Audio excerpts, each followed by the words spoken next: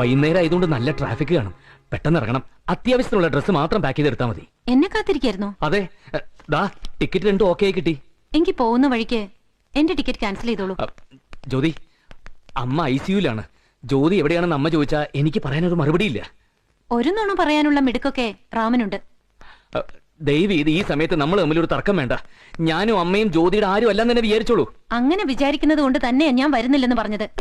ഇവിടുത്തെ താമസക്കാരുടെ മുമ്പിൽ കളിക്കുന്ന അതേ നാടകം അവിടെയും വന്ന് കളിക്കാൻ തൽക്കാലം എന്നെ കിട്ടില്ല. ജ്യോതി, ഇതിന് മാത്രം തെറ്റി ഞാൻ ജ്യോതിയോട് ചെയ്തോ? അത് മനസ്സിലാവണമെങ്കിൽ റാം എന്റെ ഭാഗത്ത് നിന്ന് ചിന്തിച്ചു നോക്കണം. ചിന്തിച്ചിട്ട് തന്നെയാ പറയുന്നത്. ഒരേ ഒരു തെറ്റേ ഞാൻ ജ്യോതിയോട് ചെയ്തിട്ടുള്ളൂ. ജ്യോതിയുടെ അനുവാദമില്ലാതെ ജ്യോതി ഞാൻ സ്നേഹിച്ചു പോയി. ഈ ദിവസങ്ങൾ കൊണ്ട് അതിനുള്ള ശിക്ഷയും ജ്യോതി എനിക്ക് തന്നില്ലേ? ആളുകളെ മനസ്സിലാക്കുന്നതിൽ എന്റെ കണക്കൂട്ടലുകളാണ് തെറ്റിയത്. എന്നോട് സൗഹൃദം കാണിച്ചപ്പോ അതിനപ്പുറം ഒന്നുമില്ലെന്ന് ഞാൻ കരുതി. പക്ഷെ മറ്റു പല ആണുങ്ങളെയും പോലെ സൗഹൃദത്തിന് പുറകിൽ മറ്റൊരു കണ്ണ് റാം ഒളിപ്പിച്ചു വെച്ചു. റാം എന്റെ ഭർത്താവാണെന്ന് ഇപ്പോഴും വിശ്വസിക്കാൻ എനിക്ക് സാധിക്കാത്തത് എന്റെ തെറ്റാണോ?